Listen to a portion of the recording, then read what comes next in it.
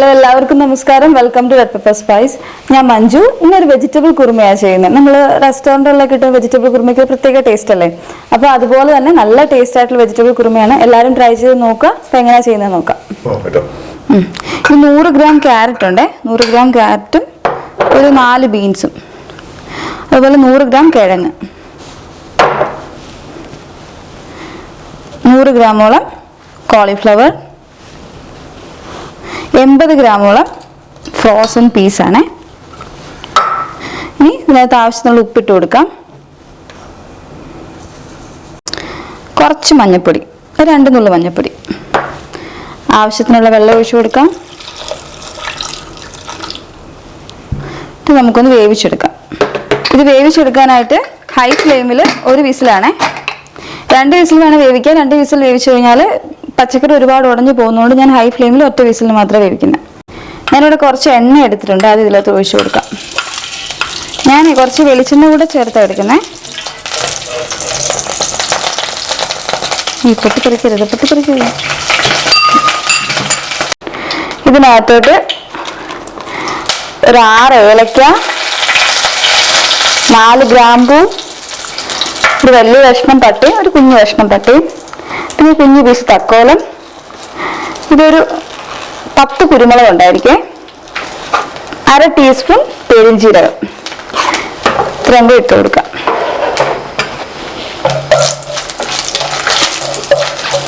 ഞാൻ ഈ വെളിച്ചെണ്ണ ചേർത്ത് എന്താന്ന് പറഞ്ഞാലോ, വെളിച്ചെണ്ണ ചേർക്കുമ്പോൾ ഒരു പ്രത്യേക ടേസ്റ്റ് കിട്ടുന്നുണ്ടാകുന്ന വെളിച്ചെണ്ണ ചേർത്ത്. ഇവിടെ ഞാൻ കുറച്ച് സവാള അരിഞ്ഞു വെച്ചിട്ടുണ്ട്. 2 ചെറിയ സവാളയാണ് കേട്ടോ. ഗ്രാം കണക്ക് പറഞ്ഞാൽ ഒരു 100 ഗ്രാം ഉണ്ടായിരിക്കും. പിന്നെ നമ്മൾ നേരത്തെ എടുത്ത വെജിറ്റബിൾസ് ഒക്കെ ഇല്ലേ, വെജിറ്റബിൾസ് ഞാൻ ഗ്രാം കണക്ക് പറഞ്ഞതേ ഉള്ളൂ. ക്യാരറ്റ്, ഒരു വലിയ ക്യാരറ്റിന്റെ പകുതി, ഒരു വലിയ കിഴങ്ങിന്റെ പകുതി, അതുപോലെ ഒരു 10 കഷ്ണം കോളിഫ്ലവർ, അത്രേ ഉള്ളൂ കേട്ടോ. ഇത് നമുക്ക് തീ ഒന്ന് സ്വല്പം കൂട്ടി വെച്ചിട്ട് ഈ സവാള നല്ലതുപോലെ ബ്രൗൺ കളർ ആവുന്നത് വരെ ഒന്ന് വഴറ്റിയെടുക്കാം. ഫ്രൈ ചെയ്യത്തില്ല, അതുപോലെ ഇതിൽ കൂടുതലൊന്നും ഓയിൽ വേണ്ട, ഇത്ര ഓയിൽ മതി.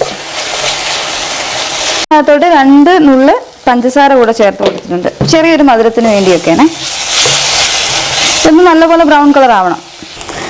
സവാള നല്ലപോലെ കളർ മാറി വന്നിട്ടുണ്ട്. ഇതിനകത്തോട്ട് കുറച്ച് ഇഞ്ചിയും വെളുത്തുള്ളി ഇട്ട് കൊടുക്കാം. ഒരു 3 കഷ്ണം വെളുത്തുള്ളിയും ഒരു ചെറിയ കഷ്ണം ഇഞ്ചിയാണ്, അതുകൂടെ ചേർത്ത് കൊടുത്ത് ഇത് പച്ചമണം ഒന്ന് പോയിക്കോട്ടെ. ഇത് വേണമെങ്കിൽ നിങ്ങൾക്ക് പേസ്റ്റ് ആക്കി ചേർക്കാം. പേസ്റ്റ് ചേർക്കുമ്പോൾ 1 ടേബിൾ സ്പൂൺ ഇഞ്ചി വെളുത്തുള്ളി പേസ്റ്റ് ചേർത്താൽ മതി. ഈ കുറുമയ്ക്കകത്ത് ഞാൻ പോപ്പി സീഡ് ചേർക്കത്തില്ല കേട്ടോ, അല്ലെ കസ്കസ് എന്ന് പറയില്ലേ, കസകസ എന്നൊക്കെ പറയുന്നത്, അത് ഞാൻ ചേർക്കുന്നില്ല.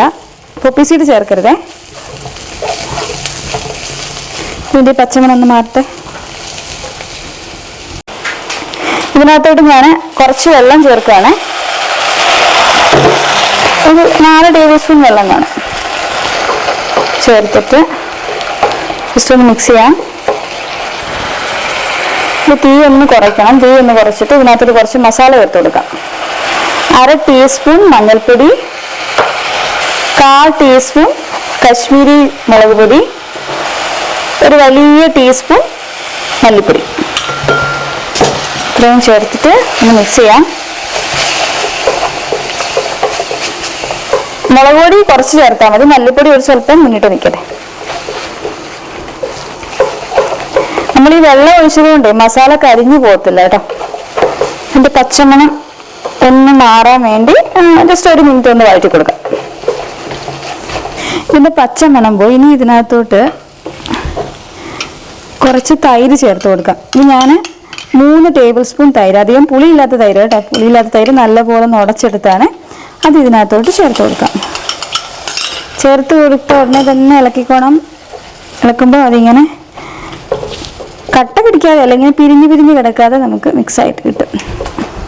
ഈ കുറുമയിൽ ഞാൻ തക്കാളിക്ക് ചേർക്കുന്നില്ല, അതുപോലെ കസ്കസ് ചേർക്കുന്നില്ല, അത് ചേർക്കേ വേണ്ട കേട്ടോ. ഇത് തന്നെ ചെയ്യണേ. ഇനി ഈ തൈരിൻ്റെ ആ ഒരു പച്ചമണം എല്ലാം മാറി ഇതൊന്ന് കുറുകി വരണം. പെട്ടെന്ന് ചെയ്തെടുക്കാൻ കേട്ടോ, വലിയ പാടൊന്നുമില്ല. നമുക്ക് ഒരു 15 മിനിറ്റ് കൊണ്ട് എന്താണെങ്കിലും കുറുമ ചെയ്തെടുക്കാം.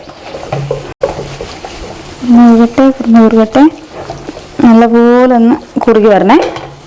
ഇപ്പോൾ ഇതൊന്ന് കുറുകി വന്നിട്ടുണ്ട്. ഇനി ഇതിനകത്തോട്ട് ഞാൻ കുറച്ച് വെള്ളം ചേർക്കുവാണേ. ഇപ്പോൾ 1 കപ്പ് വെള്ളം ഉണ്ടാവും കേട്ടോ. ഇനി ഇതിനകത്ത് ഞാൻ ചേർക്കാൻ പോകുന്നത് ഒരു 10 അണ്ടിപ്പരിപ്പ് ഞാനിവിടെ എടുത്ത് വെച്ചിട്ടുണ്ടായിരുന്നു. ഇത് വെള്ളത്തിൽ കുതിർത്ത് വെച്ചിട്ടൊന്നുമില്ല, അതിൻ്റെ ഒന്നും ആവശ്യമില്ല, ഇതിനകത്ത് കിടന്ന് കുതിർന്നോളും. പിന്നെ ഒരു പച്ചമുളക് ചെറുതായിട്ട് അരിഞ്ഞത്, ഒരു പച്ചമുളക് മതി, ഒരുപാട് എരിവ് വേണ്ട. ഞാനൊരു കാര്യം ഉപ്പിടാൻ മറന്നുപോയി. കുറച്ച് ഉപ്പ് ഇട്ട് കൊടുക്കട്ടെ. ഉപ്പ് നിങ്ങളുടെ ആവശ്യത്തിനനുസരിച്ചിട്ടാണ്. ഞാനിപ്പം 1 ടീസ്പൂണോളം ഉപ്പിട്ട് കൊടുത്തിട്ടുണ്ട്. ഇനി ഇത് നല്ലപോലെ തിളക്കട്ടെ. ഒരു 3 മിനിറ്റ് അടച്ച് വെച്ചിട്ട് മീഡിയം ഫ്ലെയിമിലൊന്ന് വേവിക്കണം. അപ്പോൾ ആ നേരം കൊണ്ട് നമ്മുടെ ഈ അണ്ടിപ്പരിപ്പ് നല്ലപോലെ ഒന്ന് സോഫ്റ്റ് ആവും. എന്നിട്ട് നമുക്കിതൊന്ന് അരച്ചെടുക്കണം. ഒരു 3 മിനിറ്റ് കഴിഞ്ഞ് ഇത് മതി. കുറച്ചൊരു ഗ്രേവി ഉണ്ട്, ഇത് വേണം. ഇത് ഓഫ് ചെയ്തിട്ട് ഇതൊന്ന് തണുക്കട്ടെ. ഇതിനകത്തോട്ട് ഞാൻ 4 ടേബിൾ സ്പൂൺ തേങ്ങ എടുത്ത് വെച്ചിട്ടുണ്ടായിരുന്നു, അതുകൂടെ ചേർത്ത് കൊടുത്ത് അരയ്ക്കാം.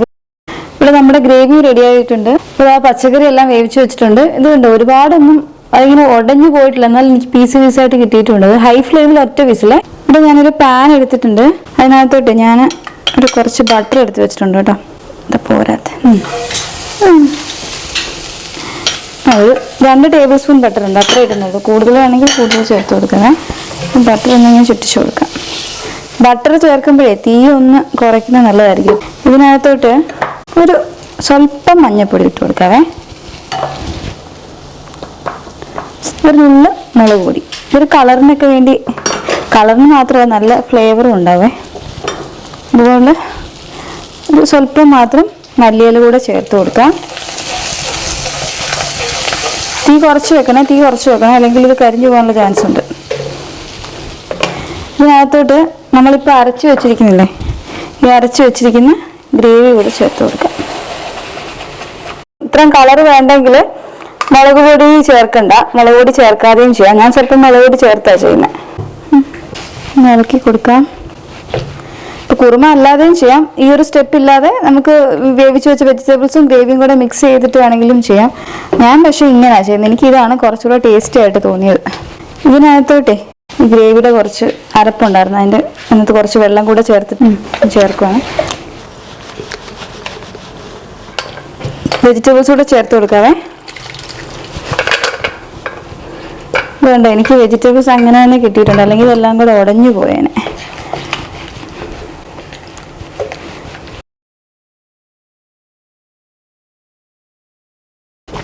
അതേപോലെ തന്നെ നമ്മൾ അരയ്ക്കുന്നതിന് തൊട്ട് മുമ്പ് മാത്രമേ പച്ചമുളകും ചേർക്കാവുള്ളേ. അപ്പോൾ പച്ചമുളകിൻ്റെയൊക്കെ ഒരു ചെറിയ ഫ്ലേവർ ഇതിനകത്ത് വരും കേട്ടോ.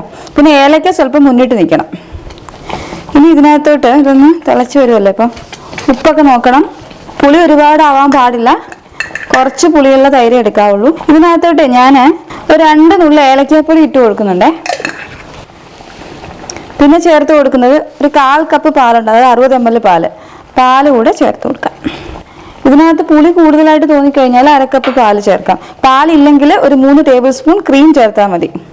വിപ്പിംഗ് ക്രീം ആണെങ്കിലും ചേർക്കാം, നമ്മളല്ലാതെ യൂസ് ചെയ്യുന്ന ടേബിൾ ക്രീം ആണെങ്കിലും ചേർക്കാം. ബട്ടർ കൂടുതൽ വേണമെങ്കിൽ ബട്ടറും ചേർക്കാം. ഇതൊന്ന് തിളക്കട്ടെ. തിളച്ചിട്ട് ഇതിനകത്ത് ഒരു സ്വല്പം പഞ്ചസാര കൂടെ ചേർക്കുവാണ്, ചെറിയ മധുരത്തിന്. ഇത് ഞാൻ അടച്ച് വെച്ച് ഒന്ന് വേവിക്കാൻ പോവാണ്.